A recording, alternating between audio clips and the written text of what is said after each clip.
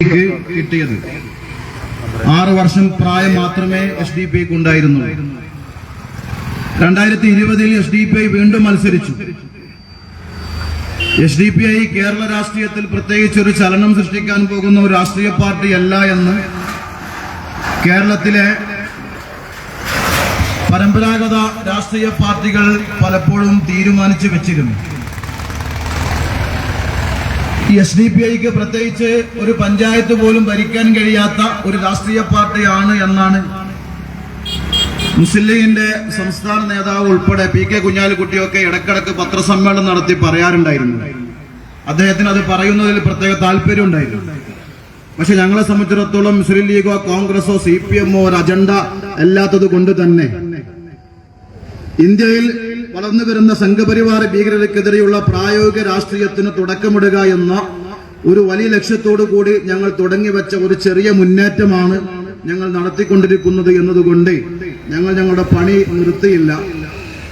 SDP മുന്നോട്ട് പോയി. 2020 SDP 102 സീറ്റുകൾ കേരളത്തിൽ നേടി സെഞ്ചുറി അടിച്ച് കേരളത്തിന്റെ രാഷ്ട്രീയ ഭൂമികയിൽ SDP ഇടം വളരെ കൃത്യമായി ഞങ്ങൾ രേഖപ്പെടുത്തി. 102 സീറ്റ് കിട്ടിയപ്പോൾ കേരളത്തിൽ ഒരുപാട് ചെറിയ രാഷ്ട്രീയ പാർട്ടികൾ കടന്നുപോയിട്ടുണ്ട്. പല രാഷ്ട്രീയ പാർട്ടികളെയും പരമ്പരാഗത രാഷ്ട്രീയ പാർട്ടികൾക്ക് ഒതുക്കി തീർക്കാൻ കഴിഞ്ഞിട്ടുണ്ട്. ഓരോ രാഷ്ട്രീയ പാർട്ടികളും പലപ്പോഴും INL ഉൾപ്പെടെ PDP ഉൾപ്പെടെ CPM-ന്റെ കൂടെ UDF-ന്റെ കൂടെ ഏതെങ്കിലും മുന്നണിയുടെ കൂടെ അഭയം പ്രാപിച്ചപ്പോൾ SDP ഒറ്റക്ക് തന്നെ മുന്നോട്ട് പോകാൻ തീരുമാനിച്ചു. അങ്ങനെ 2020 SDP കേരളത്തിൽ വലിയ മുന്നേറ്റം നടത്തിയത്. അപ്പോഴാണ് കേരളത്തിലെ രാഷ്ട്രീയ എതിരാളികളായ അതല്ലെങ്കിൽ SDP തീർക്കണം എന്ന് ആലോചിക്കുന്ന ചില രാഷ്ട്രീയ പാർട്ടികൾ SDP-ക്കെതിരെ സംസ്ഥാന തലത്തിൽ തന്നെ വലിയൊരു ഗൂഢാലോചന നടത്തിയത്. ഈ 2025 തദ്ദേശ സ്വയംഭരണ സ്ഥാപന തെരഞ്ഞെടുപ്പിൽ SDP-ക്ക് കേരളത്തിൽ ഒരു അക്കൗണ്ടും ഉണ്ടാകരുത് എന്നാണ് യഥാർത്ഥത്തിൽ നമ്മുടെ നാട്ടിലെ എല്ലാ മുന്നണികളും കൂടി തീരുമാനിച്ച്. ഒരു രാഷ്ട്രീയ പാർട്ടി അല്ല കേട്ടോ, CPM-ഉം കോൺഗ്രസും മുസ്ലിം ലീഗും BJP-യും എല്ലാവരും ഒന്നിച്ച് തീരുമാനമെടുത്തു. SDP-ക്ക് ജയിച്ചു വരാൻ സാധ്യതയുള്ള വല്ല വാർഡുമുണ്ടെങ്കിൽ അതല്ലെങ്കിൽ SDP നിലവിൽ ഭരിച്ചുകൊണ്ടിരിക്കുന്ന 102 സീറ്റ് ആ സീറ്റ് ഇല്ലായ്മ ചെയ്യണം. അതിന് എന്ത് വൃത്തികെട്ട രാഷ്ട്രീയം നടത്തേണ്ടി വന്നാലും SDP-യെ തകർത്തില്ലാതാക്കണമെന്ന് തീരുമാനിച്ചു. അങ്ങനെ ആ ഗൂഢാലോചന കന്യാകുമാരി മുതൽ കാസർഗോഡ് വരെ നടപ്പിലാക്കാൻ വേണ്ടിയിട്ടുള്ള ആസൂത്രണം പ്രാദേശിക തലങ്ങളിൽ ഈ പറയുന്ന പരമ്പരാഗത രാഷ്ട്രീയ പാർട്ടികളുടെ നേതാക്കന്മാർ ഇടപെട്ട് നടപ്പാക്കാൻ തീരുമാനിച്ചു. പക്ഷേ SDP-യെ കുറിച്ച് അവർ മനസ്സിലാക്കിയെടുത്ത് ചില പ്രശ്നങ്ങൾ വന്നിരുന്നു. ഞങ്ങൾ സ്വാഭാവികമായും SDP എന്നുള്ള പാർട്ടി ഈ പറഞ്ഞ പരമ്പരാഗത രാഷ്ട്രീയ പാർട്ടികളുടെ ഒരു അജണ്ടയായി മാറിയിട്ടുണ്ട്. കാരണം ഞങ്ങൾ അവസാനിപ്പിക്കുക എന്നുള്ളത് SDP-ക്കാർ ഭീകരപ്രവർത്തനം നടത്തുന്നു എന്നതുകൊണ്ടല്ല. SDP-ക്കാർ തീവ്രവാദ പ്രവർത്തനം നടത്തുന്നു, രാജ്യത്ത് പ്രശ്നങ്ങൾ ഉണ്ടാക്കുന്നു എന്നതല്ല യഥാർത്ഥത്തിൽ ഈ പറയുന്ന പരമ്പരാഗത രാഷ്ട്രീയ പാർട്ടികൾ SDP-യെ വേട്ടയാടാനുള്ള കാരണം. ഈ തെരഞ്ഞെടുപ്പിൽ SDP അക്കൗണ്ട് തുറക്കരുത് എന്ന് തീരുമാനിക്കാനുള്ള കാരണം യഥാർത്ഥത്തിൽ ഈ പാർട്ടി വളർന്നു കഴിഞ്ഞാൽ SDP വളർന്നു കഴിഞ്ഞാൽ ഈ പറയുന്ന പരമ്പരാഗത രാഷ്ട്രീയ പാർട്ടികളുടെ തട്ടിപ്പുകളൊന്നും നടക്കുകയില്ല എന്ന് അവർക്ക് മനസ്സിലായതുകൊണ്ടാണ് ഞങ്ങളെ അവർ ഇല്ലായ്മ ചെയ്യാൻ വേണ്ടിയിട്ട് RSSന്റെ അജണ്ടയ്ക്ക് ശക്തി പകരാൻ വേണ്ടി തീരുമാനിച്ചത്. അങ്ങനെ ഈ 2025 തെരഞ്ഞെടുപ്പിൽ ഞങ്ങളുടെ സിക്കിം വാർഡുകളെ കേന്ദ്രീകരിച്ചുകൊണ്ടുള്ള ആക്രമണം വളരെ കൃത്യമായി നടത്തി. എന്നാൽ SDP-യെ സംബന്ധിച്ചിടത്തോളം ഞങ്ങളുടെ SDP-യുടെ പ്രവർത്തകർ നിസ്വാർത്ഥരാണ്. ഒരു തരത്തിലുള്ള രാഷ്ട്രീയമായ അതല്ലെങ്കിൽ പ്രാദേശികമായ താല്പര്യത്തിനപ്പുറം ഈ നാടിന്റെ കൂടെ ഈ രാജ്യത്തിന്റെ കൂടെ ഈ രാജ്യത്തെ വളർന്നുകൊണ്ടിരിക്കുന്ന നമ്മുടെ രാജ്യത്തിൽ ഏറ്റവും വലിയ അപകടമായി നമ്മുടെ രാജ്യം കാണുന്ന രാജ്യത്തിന്റെ തന്നെ ശത്രുക്കളായ ഭരണഘടനയുടെ ശത്രുക്കളായ, മതേതരത്വത്തിന്റെ ശത്രുക്കളായ, ഇന്ത്യയുടെ ശത്രുക്കളായ സംഘപരിവാറിനെതിരെയുള്ള ഒരു രാഷ്ട്രീയം ഉയർത്തിക്കൊണ്ടുവരിക എന്നുള്ള വലിയ ലക്ഷ്യത്തോടുകൂടി പ്രവർത്തിക്കുന്ന പാർട്ടി പ്രവർത്തകരെ തളർത്താൻ, അവരെ അധ്വാനത്തെ വൃഥാവിലാക്കാൻ കഴിയാതെ പോയി ഈ പറയുന്ന രാഷ്ട്രീയ എതിരാളികൾക്ക് കഴിഞ്ഞ തെരഞ്ഞെടുപ്പിൽ എന്നതാണ് നമ്മുടെ മുമ്പിലുള്ള ചിത്രം. 102 സീറ്റ് 2020 കിട്ടിയപ്പോ ഈ തെരഞ്ഞെടുപ്പിലും SDPI അതേ അക്കം നിലനിർത്തിക്കൊണ്ട് ഈ പാർട്ടിയെ ഒരു ഇഞ്ച് പിറകോട്ട് കൊണ്ടുപോകാൻ ഈ പറയുന്ന സകല രാഷ്ട്രീയ പാർട്ടികളും ശ്രമിച്ചാലും നടക്കുകയില്ല എന്ന് തെളിയിച്ചു കൊടുത്തു. പലരെ സംബന്ധിച്ചിടത്തോളം SDPIയെ അവർ സിറ്റിംഗ് വാർഡുകളിൽ പരാജയപ്പെടുത്തിയാൽ പിന്നെ പാർട്ടി ഉണ്ടാവില്ല എന്ന് അവർ മനസ്സിലാക്കിയത്. പക്ഷെ ഇന്ത്യ രാജ്യത്തെ കേരളത്തിൽ 102 സീറ്റുകളാണല്ലോ SDPIക്കുള്ളത്. ഇന്ത്യയിലെ 800ഓളം വാർഡ് മെമ്പർമാർ SDPIക്കുണ്ട്. നിങ്ങൾ നമ്മുടെ ഈ മംഗലാപുരത്ത് കർണാടകയിലെ മംഗലാപുരം ജില്ലയിൽ നിങ്ങൾ വെറുതെ ഒന്ന് കാർ ഓടിച്ചു നോക്കൂ.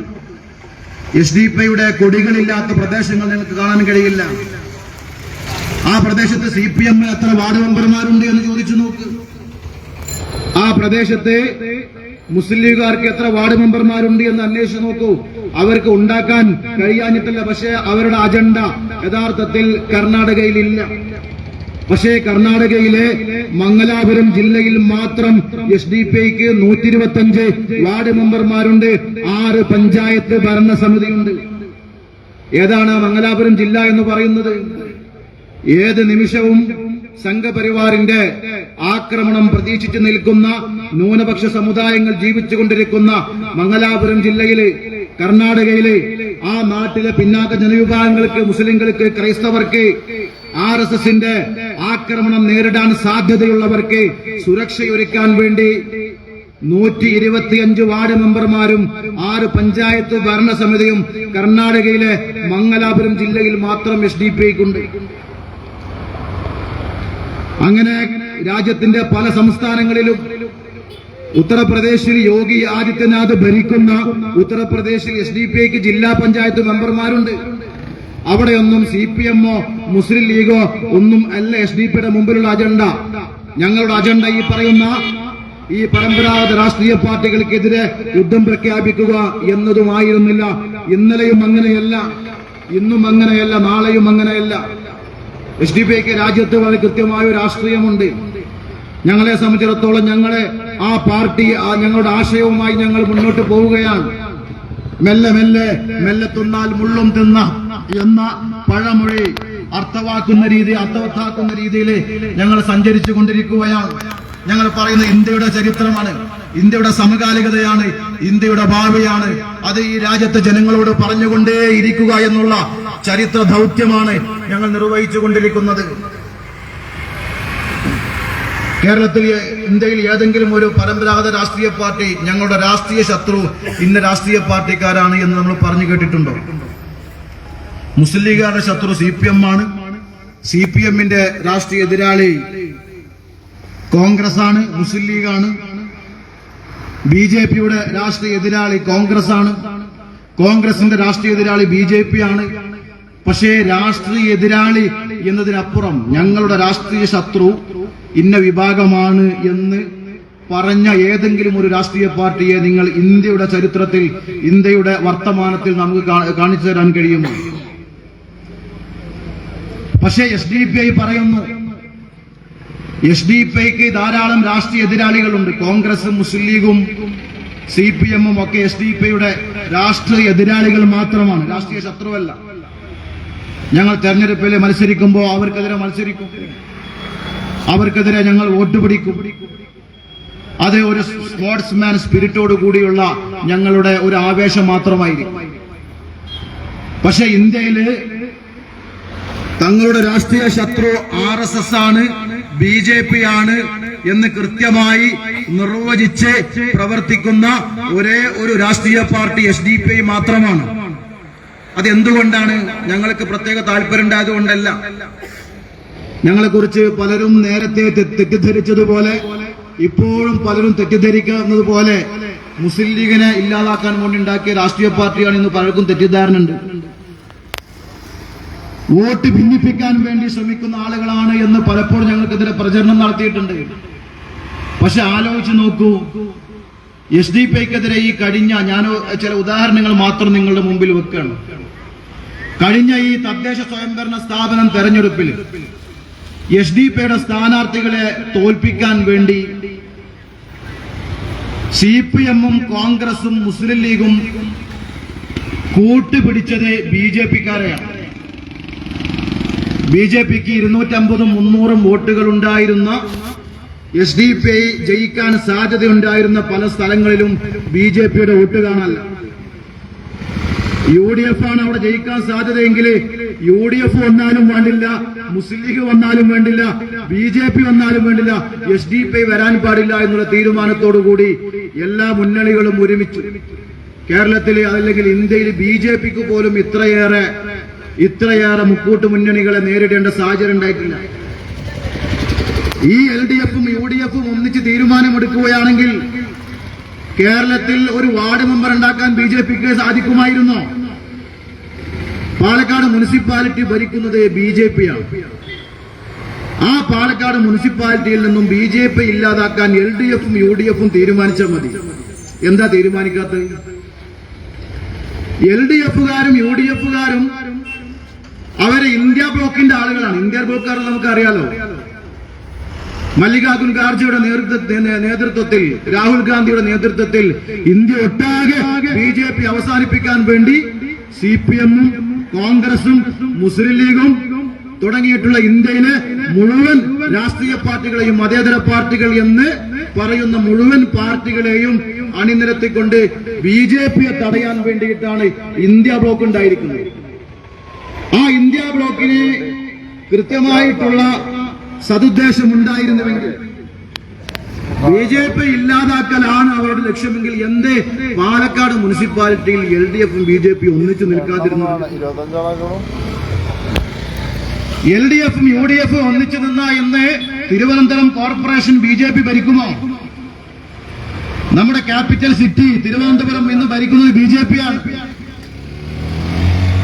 BJP ആ കോർപ്പറേഷൻ ഭരിക്കുമായിരുന്നോ? LDF UDF ഒന്നിച്ചു നിന്നാൽ അത് നിൽക്കാൻ അവർ തയ്യാറല്ല. RSS-നെ പ്രതിരോധിക്കാൻ, BJP പ്രതിരോധിക്കാൻ യഥാർത്ഥത്തിൽ ഈ പറയുന്ന ഇന്ത്യ ബ്ലോക്ക് എന്നുള്ള സംവിധാനത്തിന് യഥാർത്ഥത്തിൽ താല്പര്യമില്ല എന്നല്ലേ നമുക്ക് മനസ്സിലാവുന്നത്? ഞാൻ ചോദിക്കണം, എനിക്ക് തിരിയുന്നില്ല. എന്റെ പ്രിയപ്പെട്ട നാട്ടുകാർ, നമ്മൾ പലപ്പോഴും ആ ഒരു വലിയ സംഭവമായി അത് നമ്മുടെ രാജ്യത്തുടനീളം വന്നപ്പോ നമ്മൾ പലപ്പോഴും ചിന്തിച്ചു, ഇനി BJP-ക്കെതിരെ ഒറ്റ മുന്നണി, അതിൽ CPM ഇല്ല, കോൺഗ്രസ് ഇല്ല, ലീഗില്ല, ഒരു രാഷ്ട്രീയ പാർട്ടി വ്യത്യാസമില്ലാതെ എല്ലാവരും ഒന്നിച്ച് BJP-യെ കബറടക്കാൻ വേണ്ടി തീരുമാനിച്ചു എന്നാണ് നമ്മൾ മനസ്സിലാക്കിയത്. പക്ഷേ പ്രാദേശിക തലങ്ങളിലേക്ക് വരുമ്പോ, നിയമസഭാ ഇലക്ഷനുകളിലേക്ക് വരുമ്പോ BJP-യെ തടുത്തു നിർത്താൻ യാതൊരു അജണ്ടയും യഥാർത്ഥത്തിൽ ഈ ബ്ലോക്കിനില്ല. ഇന്ത്യ ബ്ലോക്കിന്റെ ഒരു പ്രോഗ്രാം കേരളത്തിൽ നടത്താൻ എന്താ അവർക്ക് സാധിക്കാത്തത്? നമ്മൾ വളരെ അപകടകരമായ ഇന്ത്യയിൽ നടക്കാൻ പോകുന്ന, പ്രത്യേകിച്ച് കേരളത്തിൽ അടുത്ത നിയമസഭാ തെരഞ്ഞെടുപ്പിൽ SDP കൃത്യമായി പറയാണ് കേട്ടോ. ഞങ്ങളെ സംബന്ധിച്ചിടത്തോളം ഞങ്ങൾ പഠിക്കാതെ ഒരു വിഷയം പറയാറില്ല. 2014 ഞങ്ങൾ പറഞ്ഞു BJP വരാൻ പോവുകയാണ്. അപ്പോ ഒരു പ്രധാനപ്പെട്ട സമുദായ നേതാവ് പറഞ്ഞത് BJP വരികയെന്ന് ചോദിച്ചു. അത് വെറുതെ പറയാണെന്ന് പറഞ്ഞു. ഞങ്ങൾക്ക് എന്തോ SDP-ക്ക് എന്തോ നേടാൻ വേണ്ടിയിട്ടാണ് BJP വരും എന്ന് പറയുന്നത് എന്നാണ് പലരും തെറ്റിദ്ധരിച്ചത്. ഞങ്ങളുടെ പാർട്ടിയുടെ പ്രാദേശിക നേതാക്കന്മാര് പോലും പറഞ്ഞു RSS വരും, BJP വരും, രാജ്യം അപകടത്തിലാവും, ഭരണഘടന അപകടത്തിലാവും, രാജ്യം തകരാറിലാവും എന്ന് നാടും നീളെ SDP-യുടെ നേതാക്കന്മാര് പ്രസംഗിച്ച് നടന്നപ്പോ BJP വരെ, RSS വരെ, ഇന്ത്യ ഭരിക്കേ, എന്ത് വിവരക്കെട്ട വർത്താനാണോ SDP-ക്കാർ പറയുന്നത്? പക്ഷേ 2014 ഞങ്ങൾ വ്യാപകമായി ജനങ്ങളോട് പറഞ്ഞ കാര്യം അതേ തെരഞ്ഞെടുപ്പിൽ തന്നെ നടന്നു. ഞങ്ങൾക്ക് ഇൽഹാം ഇറങ്ങിയതൊന്നല്ല, ഞങ്ങൾക്ക് പ്രത്യേക കഴിവൊന്നുമില്ല. ഞങ്ങളെ സംബന്ധിച്ചിടത്തോളം RSS-നെ കുറിച്ച് ഞങ്ങൾ നന്നായി പഠിച്ചിട്ടുണ്ട്. കഴിഞ്ഞ 10-35 വർഷക്കാലമായി എന്താണ് RSS എന്ന് വള്ളി പുള്ളി തെറ്റാതെ ഞങ്ങൾ പഠിച്ചിട്ടുണ്ട്. ആ വിവരം CPM-നോ കോൺഗ്രസിനോ ലീഗിനോ ഇല്ലാത്ത ഞങ്ങൾ തകരാറില്ല. നിങ്ങൾക്കതിന് നേരണ്ടായിട്ടില്ല. നിങ്ങൾ അവസാനത്തെ ബസ് എന്ന് പറഞ്ഞുകൊണ്ട് ഓരോ തെരഞ്ഞെടുപ്പിലും അവസാനത്തെ ബസ് കാണിച്ചുകൊണ്ടിരിക്കുകയാണ്. BJP അവർ അജണ്ട ഒക്കെ ആയിട്ട് മുന്നോട്ട് പോവാണ്. അതുകൊണ്ടാണ് ഞങ്ങൾ പറയുന്നത് ഈ തെരഞ്ഞെടുപ്പിൽ ഞങ്ങളെ ഈ നാട്ടിലെ രാഷ്ട്രീയം ചിന്തിക്കുന്ന രാഷ്ട്രീയ സംഭവവികാസങ്ങളെ കുറിച്ച് നല്ല ധാരണയുള്ള ധാരാളം ആളുകളുടെ പ്രദേശമാണല്ലോ. എന്റെ പ്രിയപ്പെട്ട കാരണവർമാർ യുവാക്കളോട് പറയാണ്, ഈ നിയമസഭാ തെരഞ്ഞെടുപ്പിൽ ഏപ്രിൽ മാസം നടക്കാനിരിക്കുന്നു എന്നാണ് ഇന്നത്തെ വാർത്ത നമ്മളോട് പറയുന്നത്. ഈ നിയമസഭാ തെരഞ്ഞെടുപ്പിൽ പല നിയമസഭാ മണ്ഡലങ്ങളിലും BJP അക്കൗണ്ട് തുറക്കാൻ പോവുകയാണ് എന്ന കാര്യത്തിൽ എഴുതി വെച്ചോളൂ, ഒരു തർക്കമല്ല. LDF-ഉം UDF-ഉം ഇതുപോലെ ഇനി പരസ്പരം പോരടിച്ചുകൊണ്ട് BJP വരാൻ സാധ്യതയുള്ള നിയമസഭാ മണ്ഡലങ്ങളിൽ അവർ വേറിട്ട് മത്സരിക്കാനാണ് തീരുമാനമെങ്കിൽ പാലക്കാട് മുനിസിപ്പാലിറ്റിയും തിരുവനന്തപുരം കോർപ്പറേഷനും ആവർത്തിച്ചതുപോലെ കേരളത്തിൽ 30ഓളം നിയമസഭകളിൽ BJP അധികാരത്തിൽ വരാൻ എല്ലാ സാധ്യതയുമുണ്ട്. ഇത് SDP-ക്കാരുടെ ഒരു പൊതുസമ്മേളനത്തിൽ പറയുന്ന കേവലം ഒരു പ്രസ്താവനയായിട്ട് എന്റെ പ്രിയപ്പെട്ടവർ ഗണിക്കരുത്. ഞാൻ ഈ പറഞ്ഞത് നിങ്ങൾ ഓർത്തു വെച്ചോ. നമ്മുടെ രാജ്യത്ത് ആരാണ് BJP-യെ വളർത്തുന്നത് എന്ന് നിങ്ങൾക്ക് മനസ്സിലാവും. നമുക്ക് മനസ്സിലാവും. നമ്മുടെ നാട്ടിലെ BJP കിട്ടിയ വാർഡുകളൊന്ന് പരിശോധിച്ച് നോക്കുകയും അവിടെ മാത്രം മതി BJP ഇവരെ ഒന്നിച്ചു നിന്നാൽ. എന്തുകൊണ്ടാണ് ഇപ്രാവശ്യം BJP വരുന്നു പറയാൻ മറ്റൊരു കാരണം കൂടി ഉണ്ട്. അതാണ് SIR എന്ന് പറയുന്ന സാധനം. SIR-നെ കുറിച്ച് യഥാർത്ഥത്തിൽ നമ്മുടെ ലോക്കൽ ബോഡി തെരഞ്ഞെടുപ്പുമായി ബന്ധപ്പെട്ടിട്ടാണല്ലോ SIR ചർച്ചയായത്. കേരളം ഉൾപ്പെടെ 12 സംസ്ഥാനത്തിൽ Bihar model special intensive revision നടത്താൻ പോവുകയാണ്. അങ്ങനെ തീരുമാനമെടുത്തപ്പോൾ ലോക്കൽ ബോഡി തെരഞ്ഞെടുപ്പിന്റെ തിരക്കിലായിരുന്നു നമ്മളെല്ലാവരും. SIR-നെ കുറിച്ച് പ്രത്യേകിച്ച് നമ്മുടെ നാട്ടിലെ പരമ്പരാഗത രാഷ്ട്രീയ പാർട്ടികൾക്കൊന്നും ആദ്യം കൃത്യമായി യാതൊരു അഭിപ്രായം ഉണ്ടായിരുന്നില്ല. യാഥാർത്ഥ്യം നിങ്ങളെന്ന് റിവൈൻഡ് ചെയ്ത് ആലോചിച്ചാൽ മതി. SIR നടപ്പാക്കാൻ പോകുന്നു എന്ന് പറഞ്ഞപ്പോൾ ഒറ്റപ്പെട്ട ചില പ്രസ്താവനകളല്ലാതെ SIR-ന്റെ അപകടത്തെക്കുറിച്ച് പറയുന്ന ഒരു പത്രസമ്മേളനവും നടത്താൻ ഇവിടെയുള്ള ഒരു മതേതര രാഷ്ട്രീയ പാർട്ടിക്കാരനും ഉണ്ടായിട്ടില്ല. പക്ഷെ ആ SIR-നെ കുറിച്ച് SIR കേരളത്തിൽ നടപ്പാക്കാൻ പോവുകയാണ് എന്ന് കേന്ദ്ര ഇലക്ഷൻ കമ്മീഷൻ പത്രസമ്മേളനം നടത്തി പ്രസ്താവിച്ച ഒരാഴ്ചകൾക്കകം തന്നെ SDP-യുടെ സംസ്ഥാന കമ്മിറ്റി ഒരു ലഘുലേഖ തയ്യാറാക്കിയിട്ട് നമ്മുടെ നാട്ടിലെ മുഴുവൻ വീടുകളിലും കൊടുക്കാൻ വേണ്ടി പ്രവർത്തകരെ ഏൽപ്പിച്ചു. ആ ലഘുലേഖയിൽ ഞങ്ങൾ പറഞ്ഞത് ഈ SIR-ന്റെ പേരിൽ ഓരോ പൗരന്റെയും പൗരത്വത്തെ ബാധിക്കുന്ന പ്രശ്നമില്ല എന്ന കാര്യം SDP അടക്കമുള്ള ഈ രാജ്യത്തെ പ്രബുദ്ധരായ നേതൃത്വങ്ങൾ, പിന്നാക്ക ജനവിഭാഗത്തെ നേതൃത്വം കൊടുക്കുന്ന നേതൃത്വങ്ങൾ ഉറപ്പുവരുത്തും. SDP ആ വിഷയത്തിൽ മുമ്പിലുണ്ടാവുമെന്ന് ഞങ്ങൾ പറഞ്ഞു. SIR-ന്റെ ഓരോ അപകടത്തെക്കുറിച്ചും ജനങ്ങളോട് ഞങ്ങൾ പറഞ്ഞു. ഞങ്ങൾ ഈ നോട്ടീസുമായിട്ട് പോകുമ്പോ നമ്മുടെ നാട്ടിലെ BLO-മാര് എന്യൂമറേഷൻ ഫോം വീട്ടുകളിൽ എത്തിച്ചിട്ടുണ്ടായിരുന്നില്ല കേട്ടോ.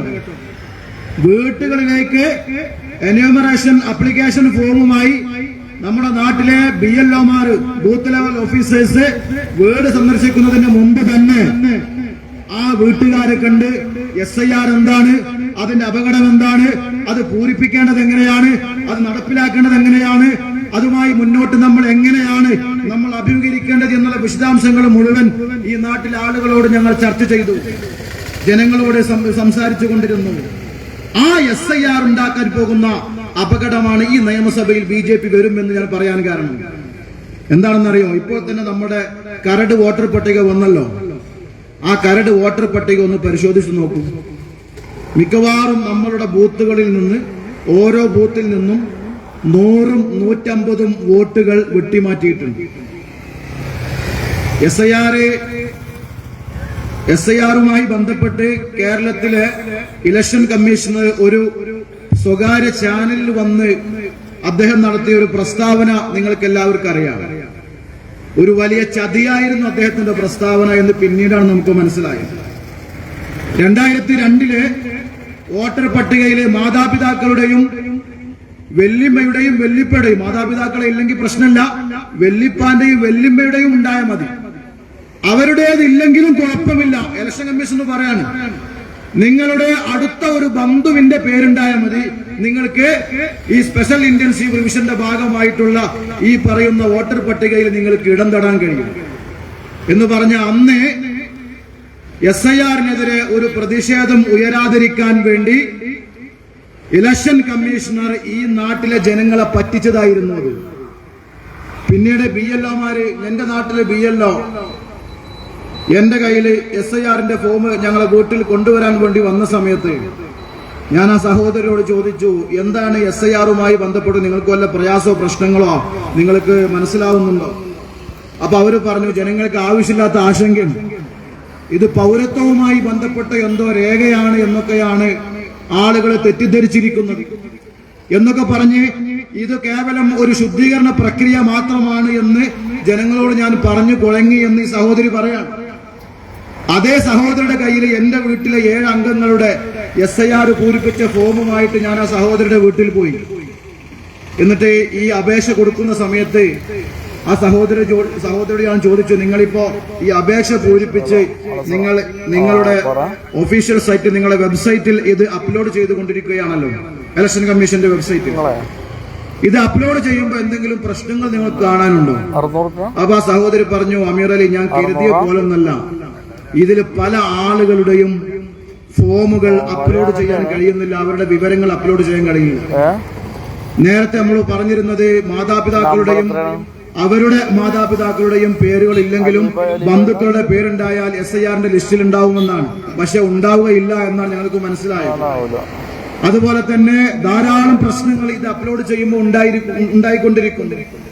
പല ആളുകളുടെയും എന്ന് പറഞ്ഞാൽ വാപ്പുണ്ടാവില്ല, ഉമ്മ ഉണ്ടാവില്ല, വെല്ലിമ്മി SIR ഉണ്ടാവില്ല. പക്ഷെ കുടുംബ പരമ്പര കഴിഞ്ഞ 10-20 വർഷക്കാലമായിട്ട് ഈ നാട്ടിൽ ജീവിച്ചുകൊണ്ടിരിക്കുന്ന ആളുകളായിരിക്കും, പക്ഷെ അവരെ പേരില്ല. എന്ന് പറഞ്ഞാൽ ഒരു ബൂത്തിൽ 100-150 വോട്ടുകൾ ഇല്ലാതെ ആകുന്നതോടുകൂടി ഒരു നിയമസഭാ മണ്ഡലത്തിൽ 15,000-16,000 വോട്ടുകളെ ഇല്ലാതാക്കുക. ഇങ്ങനെയാണ് ബീഹാറിൽ BJP അധികാരത്തിൽ വന്നത്. ബീഹാറിലെ വോട്ടിംഗ് പാറ്റേൺ നമുക്ക് പരിശോധിച്ച് നോക്കിയാൽ മനസ്സിലാക്കാൻ കഴിയും. BJP ജയിച്ചത് 3,000, 4,000, 6,000, 10,000 വോട്ടുകൾക്കാണ്. അവർക്ക് വലിയ വോട്ട് ഷെയർ ഇല്ല, പക്ഷേ മിക്കവാറും എല്ലാ മണ്ഡലങ്ങളിലും അവർ ജയിച്ചിരിക്കുന്നു. ഏറ്റവും വലിയ ഒറ്റകക്ഷിയായി BJP മാറുകയും ചെയ്തിരിക്കുന്നു ബീഹാറിൽ. എന്താ കാര്യം? SIR-ന് ശേഷമുള്ള SIR എഫക്റ്റ് ആണ് ബീഹാറിലെ നിയമസഭാ തെരഞ്ഞെടുപ്പിൽ നടന്നത്. അവിടെയുള്ള പരമ്പരാഗത രാഷ്ട്രീയ പാർട്ടികൾ RJD-യും പിന്നെ അതുപോലെ തന്നെ ലാലു പ്രസാദ് യാദവിന്റെയും നിതീഷ് കുമാറിന്റെയും പാർട്ടിക്ക് കിട്ടിയ പിന്നെ നിയമസഭാ സീറ്റുകളെക്കാൾ കൂടുതൽ BJP കിട്ടാൻ എന്ന് പറഞ്ഞാൽ ഇതേ സാധനമാണ് കേരളം ഉൾപ്പെടെയുള്ള 12 സംസ്ഥാനങ്ങളിൽ ഇപ്പോൾ നടപ്പാക്കിയിട്ടുള്ളത്.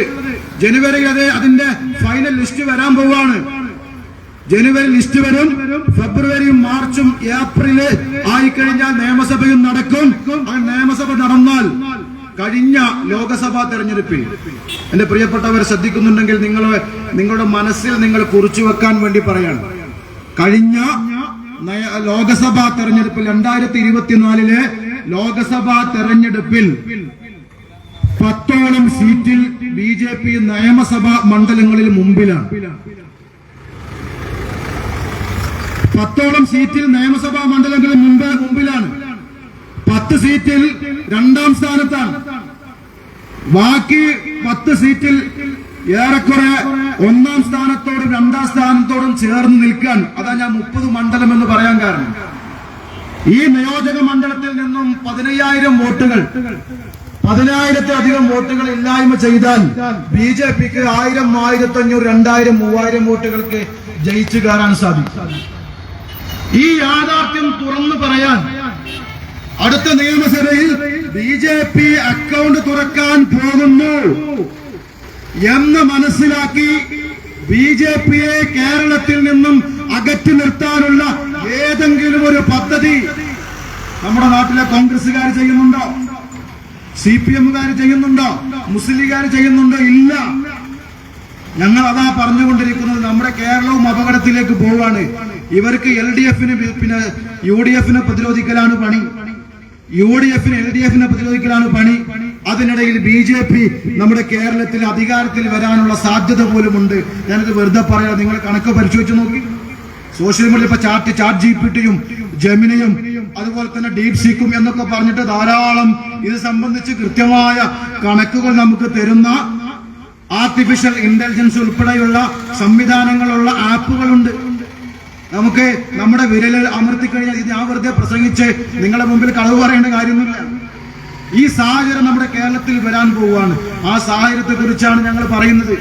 SDP-ക്ക് ഇപ്പൊ ഇവിടെ അങ്ങനെ ഒരു പൊതുയോഗം നടത്തിയിട്ട് പ്രത്യേകിച്ച് വോട്ട് നേടുകയും ആളുകളെ കബളിപ്പിക്കേണ്ട ആവശ്യമൊന്നുമില്ല. എന്ന് പറഞ്ഞാൽ BJP-യെ ആരാണ് സഹായിക്കുന്നത്? RSSന്റെ അജണ്ട ഇപ്പൊ CPM ആലോചിച്ച് നോക്കി. നമ്മളൊക്കെ കരുതിയത് CPM എന്ന് പറയുന്ന പാർട്ടി വന്നാൽ കേരളത്തിൽ RSS ഉണ്ടാവില്ല. കേരളത്തിൽ RSS BJP വരാതിരിക്കാൻ അവിടെ CPM ആണ് ഇവിടെ നിലനിൽക്കേണ്ടതാണ് നമ്മൾ ഇത്രയും കാലം മനസ്സിലാക്കിയത്. അതിന് കുറെ ശരിയും ഉണ്ടായിരുന്നു. ഞങ്ങൾ വെറുതെ ഇല്ലാത്ത കഥയൊന്നും പറയുന്നില്ല. ഇടതുപക്ഷം തകരരുതേ എന്ന് ആഗ്രഹിക്കുന്ന ഒരു രാഷ്ട്രീയ പാർട്ടിയാണ് SDP-ഐ. ഞങ്ങളുടെ സംസ്ഥാന പ്രസിഡന്റ് കഴിഞ്ഞ ദിവസം നടത്തിയ പത്രസമ്മേളനത്തിൽ ഈ തെരഞ്ഞെടുപ്പിന്റെ അവലോകനം നടത്തിയ പത്രസമ്മേളനത്തിൽ പറഞ്ഞിട്ടുണ്ട്, ഇടതുപക്ഷം തകരാൻ പാടില്ല. അത് ഞങ്ങളെ നയാണ്, ഞങ്ങളെ നിലപാടാണ്. പക്ഷേ നിലവിൽ ഇടതുപക്ഷം ഇടത്തോട്ട് ഇൻഡിക്കേറ്റർ ഇട്ട് അവർ വലത്തോട്ട് സഞ്ചരിക്കുന്നു എന്നതാണ് നമ്മൾ കാണുന്നത്. CPM അതാണ് ഇപ്പൊ ചെയ്തുകൊണ്ടിരിക്കുന്നത്. ഒന്ന് ആലോചിച്ച് നോക്കി. ഇപ്പോ കേരളത്തിലെ എന്തോ കുതിരത്തിന് നടക്കാതെ പോയതാണ് PM ശ്രീ എന്ന് പറയുന്ന വിദ്യാഭ്യാസ പദ്ധതി. നമ്മുടെ നാട്ടിലെ സാധാരണക്കാരായിട്ടുള്ള നമ്മളുടെ മക്കൾ പഠിക്കുന്ന വിദ്യാലയത്തിൽ RSS അവരുടെ നാഗ്പൂർ കാര്യാലയത്തിൽ ഉണ്ടാക്കിയെടുത്ത PM ശ്രീ എന്ന് പറയുന്ന വിദ്യാഭ്യാസ നയം നടപ്പിലാക്കാൻ വേണ്ടി പിണറായി വിജയൻ കമ്മ്യൂണിസ്റ്റ് മന്ത്രിസഭയുടെ തലവൻ ഒപ്പിട്ട് കൊടുത്തിരിക്കുന്നു. കേന്ദ്ര സർക്കാരിന് BJP ഭരണകൂടത്തിൽ പ്രതിഷേധമുണ്ടായപ്പോ അവർ അതിൽ നിന്നും പിൻവാങ്ങി. പ്രതിഷേധമില്ലെങ്കിലോ അതിൽ ഒപ്പിടും. CPM-ന് ഇപ്പൊ BJP അജണ്ട അല്ലാതായിക്കുന്നു. ഇപ്പോ വെള്ളാപ്പള്ളി നടേശൻ എല്ലാ ദിവസവും മുസ്ലിങ്ങൾക്കെതിരെ പറഞ്ഞുകൊണ്ടേയിരിക്കണം. വായിൽ തോന്നിയത് മുഴുവനും. കേരളത്തിൽ ഏതെങ്കിലും ഒരു മുസ്ലിം സംഘടനയുടെ നേതാവെങ്ങാനും വർഷത്തിലൊരിക്കൽ അബദ്ധത്തിൽ എന്തെങ്കിലും ഒരു പ്രസ്താവന തെറ്റിദ്ധരിക്കപ്പെടാൻ സാധ്യതയുള്ള പ്രസ്താവന നടത്തിയാൽ കുതൂഹലം എന്താണെന്ന് ആലോചിക്കും. നമ്മുടെ നാട്ടിലെ ലീഗുകാർക്ക് അറിയില്ലേ, 5ാം മന്ത്രി വിവാദം മഞ്ഞളാംകുഴി അലിനെ നിങ്ങൾ മന്ത്രിയാക്കാൻ വേണ്ടി ശ്രമിച്ചപ്പോ വെള്ളാപ്പള്ളി നടേശനും NSSന്റെ നായരുമൊക്കെ പറഞ്ഞ കഥകൾ എന്തൊക്കെയായിരുന്നു? അന്ന് ഇടതുപക്ഷം ഉൾപ്പെടെയുള്ളവർ CPM നേതാക്കന്മാർ പറഞ്ഞ ഇത് ഇക്വിലിബറിറ്റി നഷ്ടമാവും, നമ്മുടെ നാട്ടിൽ നിൽക്കുന്ന ഒരു സമന്വയത നഷ്ടപ്പെട്ടു പോകും. 5ാം മന്ത്രി കൊടുത്തെന്നല്ലേ പറഞ്ഞ്. വെള്ളാപ്പള്ളി നടേശൻ ഇപ്പോ എന്തൊക്കെ വൃത്തികേടുകളാണ് പറഞ്ഞുകൊണ്ടിരിക്കുന്നത്. മലപ്പുറം ജില്ലയെക്കുറിച്ച്, മലപ്പുറം ജില്ലയിൽ ജീവിക്കുന്ന മുസ്ലിങ്ങളെ കുറിച്ച് ഇല്ലാത്ത കഥകൾ പറഞ്ഞുകൊണ്ടേയിരിക്കുന്നു. ഒരു മാധ്യമപ്രവർത്തകൻ ചോദിച്ചു അദ്ദേഹത്തോട്, ആരാണ് നിങ്ങൾക്ക് വിദ്യാഭ്യാസ സ്ഥാപനം തരാത്തത്? അപ്പൊ അദ്ദേഹം പറഞ്ഞു, സർക്കാർ. കഴിഞ്ഞ 9 വർഷമായിട്ട് കേരളം ഭരിക്കുന്നത് ആരാണ്? CPM അല്ലേ? നിങ്ങളുമായിട്ട് സഹകരിക്കുന്ന ആളുകളല്ലേ? നിങ്ങൾക്ക് എന്തേ തരാത്തത് എന്ന് ചോദിക്കുമ്പോൾ അദ്ദേഹത്തിന്റെ മൈക്ക് പിടിച്ച് വളരെ മോശമായ രീതിയിൽ ആ മാധ്യമപ്രവർത്തകനോട് പെരുമാറാണ്. ഇതൊക്കെ നടക്കുമ്പോഴും വെള്ളാപ്പള്ളി നടേശനെ സംരക്ഷിക്കാനുള്ള തത്വപ്പാടിലാണ് മതേതരത്വത്തിന്റെ കുപ്പായമിട്ട CPM. വെള്ളാപ്പള്ളി നടേശനെ എന്ത് വില കൊടുത്തും സംരക്ഷിക്കുക എന്ന് മാത്രമാണ് അജണ്ട. അതിന്റെ വിലയാണ് ഈ കഴിഞ്ഞ തെരഞ്ഞെടുപ്പിൽ ജനങ്ങൾ നൽകിയത് എന്നെങ്കിലും ഓർക്കണ്ടേ. ഈ കഴിഞ്ഞ ലോക്കൽ ബോഡി തെരഞ്ഞെടുപ്പിൽ 50 കൊല്ലം ഭരിച്ച പെരിന്തൽമണ്ണ മുനിസിപ്പാലിറ്റി ഇപ്രാവശ്യം UDF വന്നത് UDFന്റെ ഗുണം കൊണ്ടല്ല കേട്ടോ.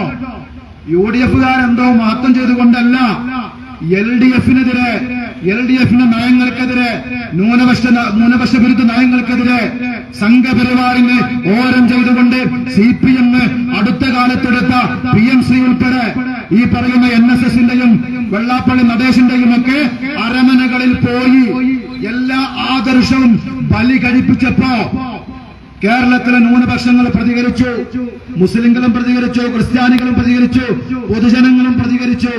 ഇനി നിങ്ങളെ പൊറുപ്പിക്കാൻ കഴിയില്ല. എന്റെ പഞ്ചായത്ത് വിളയൂർ പഞ്ചായത്താണ്. നമ്മുടെ പ്ലാമന്തോൾ പാലം കടന്നാൽ മതി. ആ വിളയൂർ പഞ്ചായത്തിൽ കഴിഞ്ഞ 50 കൊല്ലമായി ഭരിച്ചിരുന്നത് CPM ആയിരുന്നു. ഇപ്രാവശ്യം CPM-നെ തുടച്ചു നീക്കി. മുതുതല പഞ്ചായത്ത് എന്ന പഞ്ചായത്തിന് ഞങ്ങൾ അടുത്ത പഞ്ചായത്താ. 65 കൊല്ലമായി CPM ആണ് അവിടെ ഭരിച്ചിരുന്നത്. LDF-ഉം കൂടിയല്ല കേട്ടോ.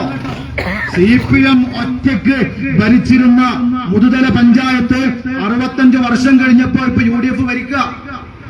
UDF-ന്റെ ഗുണം കൊണ്ടല്ല UDF ഭരിക്കുന്നത്.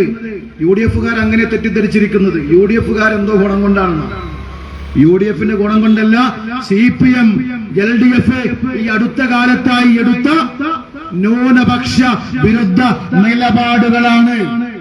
കഴിഞ്ഞ 10 വർഷക്കാലമായി കേരളത്തിൽ ജനങ്ങളുടെ പക്ഷം പറയാതെ, ജനങ്ങളുടെ അഭിപ്രായം കേൾക്കാതെ CPM എന്നുള്ള പാർട്ടി പോലും പിണറായി വിജയൻ എന്ന് പറയുന്ന മുഖ്യമന്ത്രിയുടെ മുമ്പിൽ മുട്ടിലിഴയുന്ന സാഹചര്യം ഉണ്ടായി. CPM-ന് സ്വന്തമായിട്ട് ഇപ്പൊ അഭിപ്രായമില്ല. നമുക്കറിയോ CPM-ന് സ്വന്തമായിട്ട് അഭിപ്രായമില്ല. ഇപ്പോ സ്വന്തമായ അഭിപ്രായം MV ഗോവിന്ദൻ ഇപ്പൊ പറയൂല. അയാള് എന്തൊക്കെയോ പിന്നെ അദ്ദേഹം ഒരു മാഷാണ്, ഒരു അധ്യാപകനാണ്. അദ്ദേഹം പഠിച്ച കുറച്ച് കമ്മ്യൂണിസ്റ്റ് മാനിഫെസ്റ്റോയും വൈരുദ്ധ്യാധിഷ്ഠിത ഭൗതികവാദമൊക്കെ ഉണ്ട്. അതൊക്കെ പറഞ്ഞിട്ട് ഇങ്ങനെ പത്രങ്ങളുടെ മുമ്പിൽ ഇങ്ങനെ സംസാരിക്കാന്നല്ല. ഞാൻ വെറുതെ പറയല്ല. ഒരു നിലപാട് പറയാൻ അദ്ദേഹത്തെ കൊണ്ട് കഴിഞ്ഞോ? പിണറായി വിജയന്റെ വായിൽ നിന്നും വരാതെ പിണറായി വിജയൻ തീരുമാനിക്കാൻ CPM-ന് തീരുമാനം പറയാൻ പറ്റാത്ത അവസ്ഥയായി. ഇത് ഞാൻ വെറുതെ പറയല്ല. നമ്മുടെ നാട്ടിലെ CPM പ്രവർത്തകർക്ക് തന്നെ അറിയാവുന്ന കാര്യമാണ്. എത്രയോ CPM-കാർ എന്നോട് വ്യക്തിപരമായി ബന്ധമുള്ള CPM-കാർ പറയും, എന്താ ചെയ്യാ? ഇനി കേരളത്തിലെ ഭരണം കൂടി നഷ്ടപ്പെട്ട ഇന്ത്യയിൽ പൂജ്യമാകാൻ പോവാണ് CPM, കമ്മ്യൂണിസ്റ്റ് മാർക്സിസ്റ്റ് പാർട്ടി. ആ പാർട്ടി ഇടതുപക്ഷം എന്ന് പറയുന്ന ഒരു വലിയ സംവിധാനത്തെ കൊണ്ടു നടന്നിരുന്ന EMS നമ്പൂതിരിപ്പാൽ ഉൾപ്പെടെയുള്ള മഹാന്മാരായ ഒരുപാട് നേതാക്കന്മാര് നേതൃത്വം കൊടുത്ത ജയിലും പീഡനവും സഹിച്ച് ഞാന് കഴിഞ്ഞ 3 വർഷത്തില് ജയിലിൽ കിടക്കുന്ന സമയത്ത്, യഥാർത്ഥത്തില് ജയിലിൽ പോയ സമയത്ത് ആദ്യത്തെ 1 മാസം ഞാൻ എന്റെ സെല്ലിൽ കടന്ന് പ്രത്യേകിച്ച് വായിക്കാൻ ശ്രമിച്ചത് CPM-ന്റെ ഗ്രന്ഥങ്ങളായിരുന്നു. ആ പാർട്ടിയുടെ ചരിത്രം മനസ്സിലാക്കുക എന്നുള്ളതായിരുന്നു ഈ ഒഴിവ് സമയത്ത് ഞാൻ ഉപയോഗിച്ചത്. EMS-ന്റെ ആത്മകഥ വായിച്ചു, AKG-യുടെ ആത്മകഥ വായിച്ചു, EK നായനാരുടെ ഒളിവുകാല സ്മൃതികൾ വായിച്ചു, അതുപോലെ തന്നെ തോപ്പിൽ ബാസിയുടെ ഒളിവുകാല ഓർമ്മകൾ. ഇങ്ങനെ കഴിഞ്ഞ കാലത്ത് കമ്മ്യൂണിസ്റ്റ് മാർക്സിസ്റ്റ് പാർട്ടിയുടെ നേതാക്കന്മാർ ഈ രാജ്യത്തിന്റെ സ്വാതന്ത്ര്യ സമര കാലഘട്ടത്തും ശേഷവും ഒക്കെ അവർ അനുഭവിച്ച പീഡനങ്ങൾ, യാതനകൾ, പ്രയാസങ്ങളൊക്കെ വായിച്ചു. പക്ഷെ വായിക്കാൻ മാത്രമേ ഇപ്പൊ CPM ഉള്ളൂ. ഒന്ന് ആലോചിച്ച് നോക്കുക. ആ പാർട്ടി അതിന്റെ ആശയങ്ങളും അതിന്റെ കാഴ്ചപ്പാടുകളും ഇടതുപക്ഷ നയങ്ങളുമൊക്കെ ബലികഴിപ്പിച്ചിരിക്കുന്നു. ഈ പിണറായി വിജയൻ അവസാനിക്കുന്നതോടുകൂടി കേരളത്തിൽ CPM-ന്റെ മയ്യത്ത് കബറടക്കുന്ന ദുരന്ത കാഴ്ച നമുക്ക് കാണേണ്ടി വരാൻ പോവാണ്. ഇത് വെറുതെ പറയല്ലോ. അതുകൊണ്ട് തന്നെ UDF-ന്റെ ഗുണം കൊണ്ടോ, VD സതീശന്റെ ഗുണം കൊണ്ടോ, PK കുഞ്ഞാലിക്കുട്ടിയുടെ ഗുണം കൊണ്ടോ ആണ് മലപ്പുറം ജില്ലാ പഞ്ചായത്തിൽ ഉൾപ്പെടെ വലിയ ഭൂരിപക്ഷത്തോടു കൂടി അവർ അധികാരത്തിൽ വന്നത് എന്ന് ആരും തെറ്റിദ്ധരിക്കേണ്ട. ജനങ്ങൾ പാഠം പഠിപ്പിക്കുമെന്ന കാര്യത്തിൽ തർക്കമല്ല. ജനങ്ങൾ പാഠം പഠിപ്പിക്കും. ഞങ്ങൾ പറഞ്ഞുകൊണ്ടിരിക്കുന്നത് ഈ നയവൈകല്യങ്ങളൊക്കെ കാരണമാകുന്നത് BJPക്ക് അനുകൂലമാവാൻ. ഞങ്ങൾ അടുപ്പിക്കാൻ പാടില്ല എന്നാണ് LDF UDF-ഉം തീരുമാനിച്ചിരിക്കുന്നത്. ഞങ്ങൾ അടുപ്പിക്കണമെന്ന് ഒരിക്കലും ഞങ്ങൾ അവരോട് പറഞ്ഞിട്ടില്ല. പക്ഷെ ഞങ്ങൾ സഹകരിക്കുന്ന മേഖലയിൽ സഹകരിക്കാൻ ഞങ്ങൾ തയ്യാറാണ്. BJP അല്ലാത്ത എല്ലാ മതേതര രാഷ്ട്രീയ പാർട്ടികളുമായി BJP-യെ പ്രതിരോധിക്കുന്നതിൽ ഒരു കൈ സഹായം ചെയ്യാൻ കഴിയുമെങ്കിൽ അത് ചെയ്യാൻ തീരുമാനിച്ച പാർട്ടിക്കാരാണ് SDPക്കാർ. അത് ഞങ്ങളുടെ നിലപാടാണ്, ഞങ്ങളുടെ ആശയമാണ്, ഞങ്ങളുടെ സത്യസന്ധമായ കാഴ്ചപ്പാടാണ്. BJP വരാതിരിക്കാൻ വേണ്ടിയിട്ട് മഞ്ചേശ്വരത്ത് മുസ്ലിം ലീഗിന്റെ MLA അല്ലേ ജയിച്ചത്? എന്തേ BJP വരാതിരുന്നത്? ഞങ്ങൾക്കവിടെ 10-12,000-ഓളം വോട്ടുണ്ട്. ഏതാനും വോട്ടുകൾക്കല്ലേ അവിടെ മുസ്ലിം ലീഗ് MLA നേരത്തെ ജയിച്ചത്? ആരാ സഹായിച്ചത്? നേമത്തെ LDF-നെ പിന്നെ സഹായിച്ചതാരാ? ശിവൻകുട്ടിയെ സഹായിച്ചതാരാ? SDP-ക്കാർ സഹായിച്ചിട്ടാണ് അവിടെ MLA ആയത്. ഞങ്ങള് ഷാഫി പറമ്പ് പാലക്കാട് അവസാനം നടന്ന നിയമസഭാ തെരഞ്ഞെടുപ്പ്, ആ ഉപതെരഞ്ഞെടുപ്പില് നമുക്കറിയാലോ, നിങ്ങൾ പറയേണ്ട കാര്യമില്ലല്ലോ, ഞങ്ങൾ ഷാഫി പറമ്പിലായിട്ടൊന്നും ഞങ്ങൾ ചർച്ച ചെയ്തിട്ടില്ല. UDF നേതാക്കന്മാർ ഞങ്ങൾ ചർച്ച ചെയ്തിട്ടില്ല. പക്ഷേ പാലക്കാട് BJP വരാൻ പാടില്ല എന്നുള്ള തീരുമാനം എടുത്ത് അത് നടപ്പിലാക്കി ഷാഫി പറമ്പിലിനെ വിജയിപ്പിച്ച് അവിടെ പിന്നെ രാഹുൽ മാങ്കൂട്ടത്തിനെ വിജയിപ്പിച്ചത് SDP-ക്കാരാണ്. അത് CPM-കാരെ അറിയാം. പിണറായി വിജയൻ അടക്കം പറഞ്ഞില്ലേ? കാരണം അവിടെ ജയിക്കുക LDF അല്ല UDF ആണ്. നിങ്ങൾക്കറിയാം ജയിക്കാൻ സാധ്യതയുള്ളത്. അതുകൊണ്ട് BJP വരാതിരിക്കണേ അവരെ കൂടെ നിൽക്കണം. ഞങ്ങളുടെ രാഷ്ട്രീയം ഇതാണ്. പക്ഷെ ഞങ്ങൾക്ക് പറയാനുള്ളത്, ഞങ്ങളുടെ ഉത്തരവാദിത്വം മാത്രമല്ലല്ലോ ഈ BJP ഇല്ലാതാക്കാന്നുള്ളത്, SDP-യുടെ ഉത്തരവാദിത്വം മാത്രമാണ്. ഞങ്ങൾ അങ്ങനെ ഉത്തരവാദിത്വം പിന്നെ മാത്രമാണോ ഏറ്റെടുത്തിട്ടുള്ളത്? മുസ്ലിം ലീഗുകാർക്ക് ഇവിടെ RSS ഇല്ലാതാക്കണ്ടേ? കോൺഗ്രസുകാർക്ക് RSS ഇല്ലാതാക്കണ്ടേ? CPM-കാർക്ക് RSS ഇല്ലാതാക്കണ്ടേ? നമ്മൾ ആലോചിച്ച് നോക്കണം കേട്ടോ. സുരേന്ദ്രനെ കഴിഞ്ഞ നിയമസഭാ തെരഞ്ഞെടുപ്പിന് മുമ്പ് പറഞ്ഞു കേരളത്തിൽ 30 സീറ്റ് ഞങ്ങൾക്ക് കിട്ടും. നമുക്കൊന്നും അത് ആദ്യം മനസ്സിലായിട്ടില്ല. ഈ പറയുന്ന LDF-ഉം UDF-ഉം കൂടി ചേർന്ന് BJP-യെ സഹായിക്കാൻ തീരുമാനിച്ചിരിക്കുകയാണ്. ഇത് ജനങ്ങൾ മനസ്സിലാക്കേണ്ടതുണ്ട്. SDP പറയുന്നത് ഈ രാഷ്ട്രീയമാണ്. നമ്മുടെ നാട്ടിൽ നമുക്കറിയാമല്ലോ, ഈ നാട്ടിലെ RSS-ഉം സംഘപരിവാർ ഭീകരരും നടപ്പാക്കിയ ഓരോ പദ്ധതികളും നിങ്ങൾ ആലോചിച്ചു നോക്കൂ. ഇപ്പോ രാഹുൽ ഗാന്ധി കോൺഗ്രസിന്റെ സമുന്നതനായ നേതാവാണ്. നമ്മളൊക്കെ ആദരിക്കുന്ന വ്യക്തിത്വമാണ്. അദ്ദേഹത്തെ വില കുറച്ച് കാണിക്കാനൊന്നും ഒരു രാഷ്ട്രീയക്കാരനും കഴിയില്ല. ഇന്ത്യയുടെ പ്രതിപക്ഷ നേതാവാണ്. സംഘപരിവാർ ഭീകരതയ്ക്കെതിരെ നന്നായി പ്രിപ്പയർഡ് ആയിട്ട് പത്രസമ്മേളനം നടത്തുന്നു. ഇലക്ഷൻ കമ്മീഷന്റെ ക്രമവിരുദ്ധതയ്ക്കെതിരെ അദ്ദേഹം പവർ പോയിന്റ് പ്രസന്റേഷൻ നടത്തിയിട്ട് ഇലക്ഷൻ കമ്മീഷന്റെ RSS അജണ്ട ജനങ്ങളോട് പറഞ്ഞു. അദ്ദേഹം കഴിഞ്ഞ ഒരു വർഷം മുമ്പാണ് അദ്ദേഹം കോൺഗ്രസിന്റെ ഡൽഹിയിലെ ഹെഡ്ക്വാർട്ടേഴ്സ് ഉദ്ഘാടനം ചെയ്യുന്ന സമയത്ത് രാഹുൽ ഗാന്ധി ഒരു പ്രഭാഷണം നടത്തി. ഒരുപക്ഷെ രാഷ്ട്രീയ സംഭവവികാസങ്ങൾ ശ്രദ്ധിക്കുന്ന നമ്മുടെ നാട്ടിലെ സാധാരണക്കാർക്ക് വരെ അദ്ദേഹം നടത്തിയ ആ പ്രസംഗം ഇപ്പോഴും ഓർക്കുന്നുണ്ടാവാനുള്ള സാധ്യതയുണ്ട്. ഞാനന്ന് ജയിലിലാണ്. ഞാൻ ഹിന്ദു ദിനപത്രത്തിലാണ് അദ്ദേഹത്തിന്റെ പ്രഭാഷണം കണ്ടത്. ആ പ്രസംഗം കേട്ടപ്പോൾ തന്നെ അദ്ദേഹത്തിനോട് പ്രത്യേക ആദരവ് തോന്നി. അദ്ദേഹം പറഞ്ഞത്, അദ്ദേഹം കോൺഗ്രസിന്റെ ഹെഡ്ക്വാർട്ടേഴ്സ് ഉദ്ഘാടനം ചെയ്യുമ്പോൾ പറഞ്ഞത്, ഞങ്ങൾ ഇന്ത്യയുടെ ഭരണകൂടത്തിനെതിരല്ല, അവർക്കെതിരല്ല ഞങ്ങൾ സംസാരിക്കുന്നത്, ഇപ്പോൾ ഇന്ത്യ സ്റ്റേറ്റിനെതിരെ തന്നെയാണ് എന്ന് രാഹുൽ ഗാന്ധി പറയാൻ. സത്യത്തിൽ അത് രാജ്യദ്രോഹമല്ലേ? ഇന്ത്യക്കെതിരെ തന്നെ നമ്മൾ യുദ്ധം ചെയ്യാൻ പാടുണ്ടോ ഇന്ത്യയുടെ പൗരന്മാര്? പക്ഷെ രാഹുൽ ഗാന്ധി പറഞ്ഞു ഞങ്ങൾ ഇന്ത്യക്കെതിരാണ്, ഇന്ത്യ സ്റ്റേറ്റിനെതിരാണെന്ന് പച്ചക്ക് പറഞ്ഞു രാഹുൽ ഗാന്ധി. വലിയ വിവാദമായില്ലേ അത്? BJP-ക്കാര് പറഞ്ഞു രാഹുൽ ഗാന്ധി അർബൻ നക്സലാണെന്ന് പറഞ്ഞു, അദ്ദേഹം മാവോയിസ്റ്റ് ആണെന്ന് പറഞ്ഞു, രാജ്യദ്രോഹിയാണെന്ന് പറഞ്ഞു.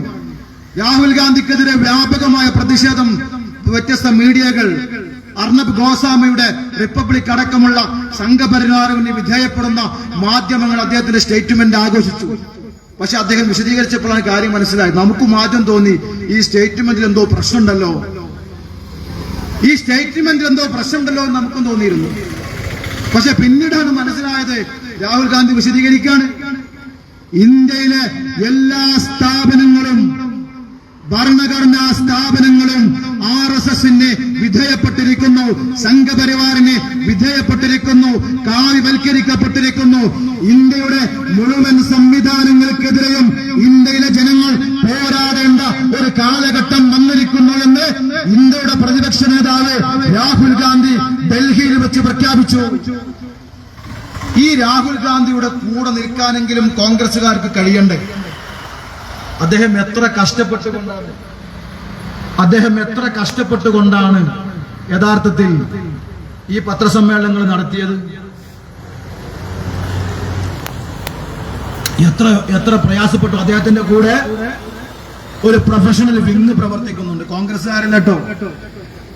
ഇലക്ഷൻ കമ്മീഷന്റെ ക്രമവിരുദ്ധ പ്രവർത്തനങ്ങളെ കണ്ടെത്താൻ, സംഘപരിവാറിന്റെ അജണ്ടകളെ മനസ്സിലാക്കാനത് പഠിക്കുന്നതിന് വേണ്ടി SDPI കഴിഞ്ഞ 10-25 വർഷം മുമ്പ് തുടങ്ങിയ പരിപാടി ഈ അടുത്ത കാലത്ത് രാഹുൽ ഗാന്ധി തുടങ്ങിയിട്ടുണ്ട്. RSSനെ പഠിക്കാൻ, അവർ അജണ്ട പഠിക്കണം, അവര് രാജ്യം നടപ്പിലാക്കാൻ പോകുന്ന നയങ്ങൾ പഠിക്കാണ്. ഒരു കോൺഗ്രസിന്റെ നേതാവും ജവഹർലാൽ നെഹ്റു വരെ RSSനെ ഇതുപോലെ പഠിച്ചിട്ടുണ്ടാവില്ല. RSS രാജ്യത്തുണ്ടാക്കാൻ പോകുന്ന അപകടത്തെ കുറിച്ചൊക്കെ നെഹ്റു പറഞ്ഞിരുന്നുവെങ്കിലും RSSനെ ഇത്ര ഡീപ്പായി പഠിച്ചത് ഒരു പക്ഷേ രാഹുൽ ഗാന്ധി ആയിരിക്കും. പക്ഷെ അദ്ദേഹത്തിന്റെ കൂടെ നിൽക്കാൻ ഒരു മല്ലികാർജുൻ ഖാർഗെ എന്ന് പറയുന്ന വൃദ്ധനായ ഒരു ദലിത്, പ്രാതിനിധ്യമുള്ള ദലിത് വിഭാഗത്തിൽ നിന്നുള്ള ഒരു നേതാവിനെയും കൂടെ വേണമെങ്കിൽ ചേർത്ത് പറയാം. പക്ഷേ സോണിയാഗാന്ധിയെ കാണുന്നുണ്ടോ? പ്രിയങ്ക ഗാന്ധിയെ കാണുന്നുണ്ടോ? KC വേണുഗോപാലിനെ കാണുന്നുണ്ടോ? ഏതെങ്കിലും ഒരു സംസ്ഥാന, ഒരു പ്രദേശ് കോൺഗ്രസ് കമ്മിറ്റിയുടെ സംസ്ഥാന നേതാക്കൾ രാഹുൽ ഗാന്ധി ഈ ഏറ്റെടുത്ത സമരം വിജയിപ്പിക്കാൻ തയ്യാറായിട്ടുണ്ടോ? ഇല്ലല്ലോ. ബീഹാറിൽ 69 ലക്ഷം വരുന്ന ഇന്ത്യക്കാരെ വോട്ടർ പട്ടികയിൽ നിന്ന് പുറത്താക്കിയപ്പോ ആ ജനങ്ങളെ അണിനിരത്തിക്കൊണ്ട് ഇന്ത്യയിൽ സംഘപരിവാർ അജണ്ടക്കെതിരെ പ്രക്ഷോഭം നടത്താൻ കോൺഗ്രസുകാർക്ക് കഴിഞ്ഞോ? എന്തേ കഴിയാതെ പോയത്? അതിന്റെ ഉത്തരമാണ് കോൺഗ്രസിന് അങ്ങനെ അജണ്ട അല്ല. രാഹുൽ ഗാന്ധിക്ക് ഉണ്ടാവാം, കോൺഗ്രസിനില്ല. അപ്പൊ VD സതീശൻ ഇപ്പൊ കുറച്ചു കാലമായിട്ട് നമ്മൾ ആലോചിച്ച് നോക്കണം. SDPIക്ക് ഈ കഴിഞ്ഞ തെരഞ്ഞെടുപ്പിൽ ചില്ലറ നേട്ടങ്ങൾ ഞങ്ങൾ ഉണ്ടാക്കിയിട്ടുണ്ട്. ഞങ്ങൾ ഇപ്രാവശ്യം 102 സീറ്റ് നേടിയപ്പോ കേരളത്തിൽ 36 പുതിയ തദ്ദേശ സ്വയംഭരണ തെരഞ്ഞെടുപ്പ് സ്ഥാപനങ്ങൾ SDPI അക്കൗണ്ട് തുറന്നിട്ടുണ്ട്. പ്രാവശ്യം പുതിയ അക്കൗണ്ട് തുറന്നിട്ടുണ്ട്. കേരളത്തിലെ 16 നഗരസഭകളും കോർപ്പറേഷനും പഞ്ചായത്തും ഉൾപ്പെടെ 16 തദ്ദേശ സ്ഥാപനങ്ങളിൽ ആര് ഭരിക്കണം എന്ന് തീരുമാനിക്കാനുള്ള നിർണായകമായ ശക്തിയായി SDPI മാറിയിട്ടുണ്ട്. ഞാൻ വരുന്നത് പട്ടാമ്പി നിയോജക മണ്ഡലത്തിൽ നിന്നാണ്.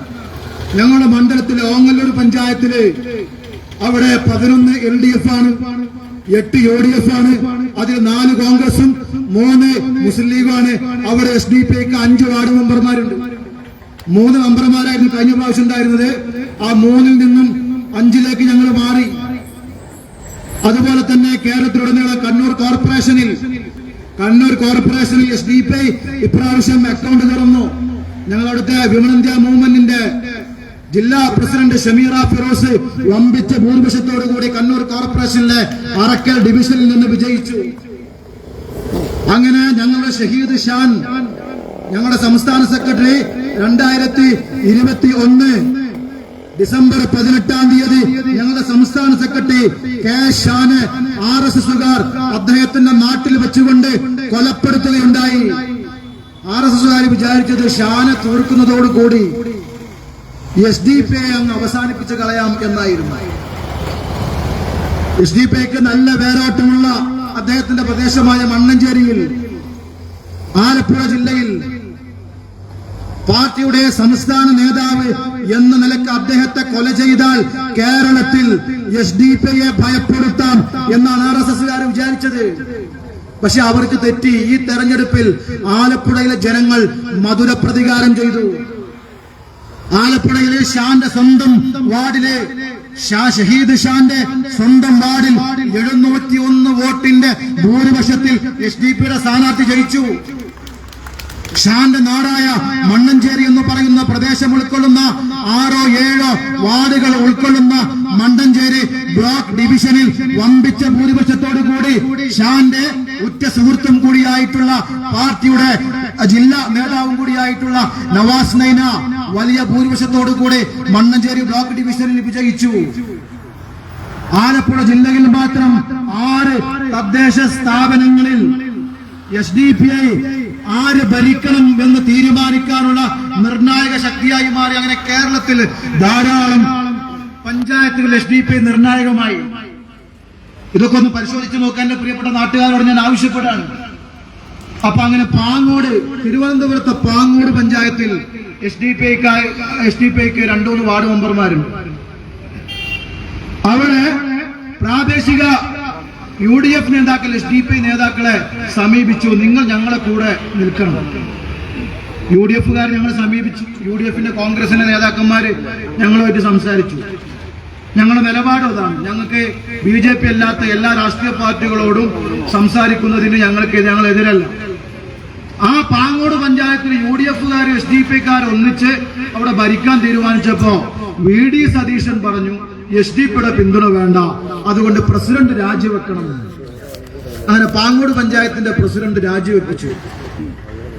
കുഴപ്പമില്ല കേട്ടോ. SDP കഴിഞ്ഞ 5 വർഷക്കാലം UDF-ആയിട്ട് സഹകരിച്ചിട്ടാണ് ഞങ്ങൾ ഭരിച്ചത്. അവിടുത്തെ വികസന സ്റ്റാൻഡിംഗ് കമ്മിറ്റിയുടെ ചെയർമാൻഷിപ്പ് SDP-യുടെ വാർഡ് മെമ്പർമാർക്കാണ് പാങ്ങോട് പഞ്ചായത്തിൽ കഴിഞ്ഞ 5 വർഷം ഉണ്ടായിരുന്നത്. അത് UDF-ഉമായിട്ടുള്ള ഒരു ധാരണയുടെ അടിസ്ഥാനത്തിൽ തന്നെയായിരുന്നു. പക്ഷെ ഇപ്രാവശ്യം VD സതീശനെ വേശ്യയുടെ ചാരിത്ര പ്രസംഗം നടത്താൻ തീരുമാനിച്ചു. അങ്ങനെ പാങ്ങോട് പഞ്ചായത്തിൽ SDP-യുടെ പിന്തുണയോടുകൂടി പ്രസിഡന്റ് വേണ്ട. എന്നിട്ട് എന്താണ് സംഭവിച്ചത്? അവിടെ വൈസ് പ്രസിഡന്റിലെ സ്ഥാനത്തേക്ക് തെരഞ്ഞെടുപ്പ് നടന്നപ്പോ BJP-ക്കാരൻ വന്നു. BJP-യുടെ പ്രതിനിധി ആ പാങ്ങോട് പഞ്ചായത്തിൽ വന്നത്. അത് പ്രശ്നമല്ല, അത് VD സതീശന്റെ പ്രശ്നമല്ല. പാങ്ങോട് പഞ്ചായത്തിൽ SDP-യുടെ പിന്തുണയോടുകൂടി കോൺഗ്രസിലെ പ്രസിഡന്റ് പാടില്ല, പക്ഷെ BJP-യുടെ വൈസ് പ്രസിഡന്റ് ആകാം. ഇങ്ങനെയുള്ള കപട മതേതരത്വം പറയുന്ന പച്ചക്ക് നുണ പറഞ്ഞുകൊണ്ടിരിക്കുന്ന പ്രതിപക്ഷ നേതാവ് VD സതീശനെ നമ്മൾ കാണുന്നത്. കടവാരം പഞ്ചായത്തില് നമ്മൾ ആലോചിച്ച് നോക്കണം, BJP-യുടെ പിന്തുണയോട് കൂടിയാണ് കോൺഗ്രസ് ഭരിക്കുന്നത്. നിങ്ങൾ നോക്കൂ, തിരുവനന്തപുരത്ത് BJP-യുടെ പിന്തുണയോട് കൂടി കോൺഗ്രസ് ഭരിക്കുന്നു. കോൺഗ്രസിന്റെ അനുഭാവിയായിട്ടുള്ള സ്വതന്ത്ര സ്ഥാനാർത്ഥികൾ മത്സരിച്ച് ഒരാളെ പ്രസിഡന്റ് സ്ഥാനത്തേക്ക് നിർത്തുക, എന്നിട്ട് BJP-യുടെ മെമ്പർമാരുടെ പിന്തുണ തേടുക, എന്നിട്ട് അധികാരത്തിൽ വരാൻ ഒരു നാണമല്ല. BJP-യുടെ കൂടെ കൂട്ടാൻ VD സതീശനോട് നാണമല്ല. എന്നിട്ട് SDP-ക്കാരെ പിന്തുണ വേണ്ട. ഞങ്ങൾക്കറിയാം ഈ അസുഖം എന്താണെന്നുള്ളത്. VD സതീശന്റെ അസുഖം ഞങ്ങൾക്കറിയാം. ഞാൻ ചില കാര്യങ്ങൾ എന്റെ പ്രിയപ്പെട്ട മുസ്ലിം ലീഗിന്റെ സുഹൃത്തുക്കളെ ഈ വേദിയിലുണ്ടാവും. ലീഗിനോട് ഞങ്ങൾക്ക് യാതൊരു പ്രശ്നമില്ല. ഈ മുസ്ലിം ലീഗിനോട് ഞങ്ങൾക്ക് ആശയപരമായിട്ടോ അവരോട് യാതൊരു കുഴപ്പമില്ല. പക്ഷെ ലീഗിന്റെ അജണ്ട മലപ്പുറം ജില്ലയും തെക്കൻ കേരളത്തിൽ ഈരാറ്റുപേട്ടയും മാത്രമായതുകൊണ്ട് തന്നെ ഞങ്ങളുടെ അജണ്ട അവിടെ അവസാനിക്കുന്നതല്ല. ഞങ്ങൾക്ക് നേരത്തെ ഞാൻ പറഞ്ഞല്ലോ, 102 സീറ്റാണ് കേരളത്തിലെങ്കിൽ 800ഓളം സീറ്റുകൾ ഇന്ത്യയിലുടനീളം SDP-ക്ക് ഉണ്ട്. ഞങ്ങളുടെ അജണ്ട ലീഗല്ലാത്തത് കൊണ്ടാണത്. ഞങ്ങൾ അജണ്ട CPM അല്ല, കോൺഗ്രസ് അല്ല എന്നതുകൊണ്ടാണ് ഞങ്ങൾ മെല്ലെ മെല്ലെ ഈ രാജ്യത്ത് വളർന്നുകൊണ്ടിരിക്കുന്നത്. എല്ലാ തരത്തിലുള്ള വേട്ടയാടലുകൾ ഞങ്ങൾ നേരിടുമ്പോഴും, ഞങ്ങളുടെ നേതാക്കന്മാർ ജയിലിൽ കിടക്കുമ്പോഴും, ഞങ്ങളുടെ പ്രവർത്തകരെ രക്തസാക്ഷിയാകുമ്പോഴും ഒക്കെ ഞങ്ങളുടെ പ്രവർത്തനവുമായിട്ട് മുന്നോട്ട് പോകുന്നത് ഞങ്ങൾക്ക് ഇന്ത്യയിൽ ഒരു ലക്ഷ്യമുണ്ട് എന്നതുകൊണ്ടാണ്. അത് രാജ്യത്തിന്റെ ഭരണഘടനയും രാജ്യത്തിന്റെ മതേതര സംവിധാനങ്ങളും ബഹുസ്വരതയും ഉൾക്കൊണ്ടുകൊണ്ട് ഈ രാജ്യത്തെ കന്യാകുമാരി മുതൽ കാശ്മീർ വരെ സകലർക്കും നിർഭയമായി ജീവിക്കാൻ കഴിയുന്ന, ന്യൂനപക്ഷങ്ങൾ എന്നതിന്റെ പേരിൽ മുസ്ലിങ്ങളും ക്രിസ്ത്യാനികളും പിന്നോക്കക്കാരും വേട്ടയാടാത്ത, ജാതിയുടെയും മതത്തിന്റെയും ഭാഷയുടെയും പേരിൽ തമ്മിലടിക്കാത്ത, ഈ രാജ്യത്തെ മുഴുവൻ ജനങ്ങളെയും ഏകോദര സഹോദരന്മാരായി കാണുന്ന ഒരു രാജ്യമുണ്ടാക്കുന്നതിന് ഏക തടസ്സം RSS ആണ്. RSSനെ ഇല്ലായ്മ ചെയ്യുക എന്നുള്ള രാഷ്ട്രീയ ലക്ഷ്യം മുന്നിൽ വെച്ചുകൊണ്ടാണ് SDP പ്രവർത്തിക്കുന്നത്. ലീഗിനെതിരല്ല ഞങ്ങള്. പക്ഷെ ദൗർഭാഗ്യവശാൽ മുസ്ലിം ലീഗുകാർ മനസ്സിലാക്കിയിരിക്കുന്നത് ഞങ്ങളല്ലാതാക്കാൻ വേണ്ടി പ്രവർത്തിക്കുന്ന രാഷ്ട്രീയ പാർട്ടിയാണ് SDP എന്നാണ്. അതുകൊണ്ട് തന്നെ മുസ്ലിം ലീഗുകാർക്ക് ഞങ്ങളൊരു അജണ്ട ആയിട്ട് മാറി. ഞങ്ങൾക്ക് അവർ അജണ്ടയേ അല്ല, പക്ഷെ ലീഗ് ഞങ്ങളൊരു അജണ്ടയാണ്. അതുകൊണ്ട് ഇപ്രാവശ്യം ഞങ്ങളെ തോൽപ്പിക്കാൻ വേണ്ടി പല സ്ഥലങ്ങളിലും BJP-യുമായിട്ട് ലീഗ് കൈകോർത്തു. ഈരാറ്റുപേട്ടയിലെ മുനിസിപ്പാലിറ്റിയിലെ CPM-ഉമായിട്ട് കൈകോർത്തു. ഈരാറ്റുപേട്ടയിലെ വലിയ കച്ചവടക്കാരെ ചേർത്ത് പിടിച്ചു, പ്രമാണിമാരെ ചേർത്ത് പിടിച്ചു. SDP-യെ തോൽപ്പിക്കാൻ വേണ്ടി ലീഗ് തീരുമാനിക്കുകയാണ്. മലപ്പുറം ജില്ലയിലെ SDP-യെ തോൽപ്പിക്കാൻ വേണ്ടി ലീഗ് തീരുമാനിക്കുകയാണ്. എന്താ പ്രശ്നം? ലീഗിന് ബേജാറാണ്. ഞങ്ങളെ കൂടെ കൂട്ടാൻ നേരത്തെ കുഞ്ഞാലിക്കുട്ടിയൊക്കെ പറഞ്ഞിരുന്നത് ഒരു പഞ്ചായത്ത് പോലും ഇല്ലല്ലോ നിങ്ങൾക്ക് എന്നാണ്. പക്ഷെ ഇന്ത്യ രാജ്യത്ത് ഇപ്പൊ പല പഞ്ചായത്തുകളും ഭരിക്കുന്ന SDP ആണെന്ന് മനസ്സിലായി. കേരളത്തിലെ SDPI വലിയ തോതിലുള്ള വളർച്ച നേടിക്കൊണ്ടിരിക്കുന്ന മുന്നണിയല്ല. നിങ്ങൾ ആലോചിക്കണം കേട്ടോ നാട്ടിന്റെ പ്രിയപ്പെട്ട കാരണവന്മാർ, യുവ സുഹൃത്തുക്കളും. SDPI ഒരു പാർട്ടിയാണ്. ഞങ്ങളെ ഇപ്രാവശ്യം മത്സരിച്ചത് UDF-ഉം LDF-ഉം BJP-യും ഞങ്ങളെ തോൽപ്പിക്കാൻ വേണ്ടി തീരുമാനിച്ചിരുന്ന 102 സീറ്റ് ഞങ്ങൾ നേടിയത് കേരളത്തിൽ. ഇങ്ങനെ ധാരാളം സ്ഥലങ്ങളില് BJP-യുടെ വോട്ട് വാങ്ങി കോങ്ങല്ലൂർ പഞ്ചായത്തില് ഞങ്ങളൊരു വാർഡുണ്ട്, 12ാം വാർഡ്. ഞങ്ങൾക്ക് ധാരാളം പ്രവർത്തകരുള്ള കാരക്കാട് എന്ന് പറയുന്ന പ്രദേശത്തിലെ വാർഡാണ്. ഞങ്ങളെ കഴിഞ്ഞ 5 വർഷം ഞങ്ങളാണ് അവിടെ ഭരിച്ചിരുന്നത്. ഇപ്രാവശ്യം 29 വോട്ടിന് SDPIക്ക് ആ വാർഡ് നഷ്ടപ്പെട്ടു. എന്താ സംഭവം? അവിടെയുള്ള BJP-യുടെ എണ്ണപ്പെട്ട വോട്ടുകൾ ക്യാഷ് കൊടുത്തു വാങ്ങി ലീഗും കോൺഗ്രസും ചേർന്നുകൊണ്ട് എന്നിട്ട് SDPIയെ തോൽപ്പിച്ചു. ഇവിടെ RSSനും BJP-ക്കാർക്കും സൗകര്യം ചെയ്തു കൊടുക്കും. ഇതാണ് കേരളത്തിൽ വ്യാപകമായി നടന്നിട്ടുള്ളത്. അത്തരത്തിലുള്ള താൽക്കാലികമായ നിങ്ങൾ SDPI അങ്ങ് തീർത്താൽ BJP ഇല്ലാതാവോ? BJP ഇല്ലാതാവുമെങ്കിൽ തർക്കം ഞങ്ങളും തീർന്നു. BJP ഇല്ലാതാവുമെങ്കിൽ BJP ഈ രാജ്യത്ത് RSSന്റെ അപകടം എന്ന് അവസാനിക്കുന്നോ അന്ന് ഞങ്ങൾ വേണമെങ്കിൽ തീരുമാനിക്കാം. പക്ഷെ BJP ഇല്ലാതാക്കാൻ നിങ്ങൾക്ക് സാധിക്കുന്നുണ്ടോ? RSSന് ഇല്ലാതാക്കാൻ സാധിക്കുന്നുണ്ടോ? PK കുഞ്ഞാലിക്കുട്ടി നേരത്തെ കേന്ദ്രത്തിലേക്ക് പോകാൻ തീരുമാനിച്ചു. പോകുമ്പോ പറഞ്ഞു ഞങ്ങൾ BJPയെ ഇല്ലാതാക്കാൻ വേണ്ടി പോവാണെന്ന് അദ്ദേഹം പറഞ്ഞത്. പക്ഷെ BJP അധികാരത്തിൽ വന്നപ്പോ കേന്ദ്ര തലത്തിലൊരു മന്ത്രിസ്ഥാനവും ഒന്നും കിട്ടൂല അയ്യാമതിന് ശേഷം എന്ന് മനസ്സിലാക്കിയപ്പോ അദ്ദേഹം വീണ്ടും മലപ്പുറം ജില്ലയിലേക്ക് വന്നു. പേരിന് ദേശീയ ജനറൽ സെക്രട്ടറിയാണ്. ഞാൻ അദ്ദേഹത്തെ വ്യക്തിപരമായി അധിക്ഷേപിക്കില്ല. അദ്ദേഹം ഒരു മുസ്ലിം ലീഗ് എന്ന് പറയുന്ന ഒരുപാട് 10,000-കണക്കിന് മനുഷ്യർ തന്റെ മതത്തിന്റെ വിശ്വാസത്തിന്റെ ഭാഗമാണ് ഈ പാർട്ടി എന്ന് ചിന്തിക്കുന്ന 10,000-കണക്കിന് പ്രവർത്തകരുള്ള RSSനെയും BJPയും ഒക്കെ ഇല്ലാതാക്കാം, ലീഗ് മതിയാകും എന്ന് ഇപ്പോഴും അബദ്ധവശാൽ ചിന്തിച്ചുകൊണ്ടിരിക്കുന്ന ആളുകളുള്ള ഒരു രാഷ്ട്രീയ പാർട്ടിയല്ലേ മുസ്ലിം ലീഗ്? അത് നേതാക്കന്മാരെ കുറച്ച് ഉത്തരവാദിത്വം കൂടി പ്രവർത്തിക്കണ്ടേ? നിങ്ങൾ SDPയെ തോൽപ്പിക്കാൻ നിങ്ങൾ നടത്തുന്ന ശ്രമങ്ങൾ BJP വരാതിരിക്കാൻ നിങ്ങളുടെ കോൺഗ്രസുകാരോടൊന്ന് പറഞ്ഞൂടെ? VD സതീശനോട് പറഞ്ഞൂടെ?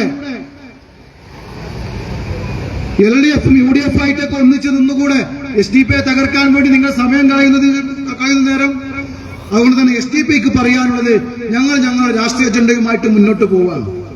ഞങ്ങളെ സംബന്ധിച്ചിടത്തോളം കേരളത്തിൽ ഈ മുന്നണി രാഷ്ട്രീയത്തിനിടയിൽ ഞങ്ങൾക്ക് മുന്നോട്ട് പോകാൻ കുറച്ച് പ്രയാസമുണ്ട്. പക്ഷേ ഞങ്ങളെല്ലാ പ്രയാസങ്ങളും നേരിട്ട് കൊണ്ട് തന്നെയാണ് ഞങ്ങൾ മുന്നോട്ട് പോകുന്നത്.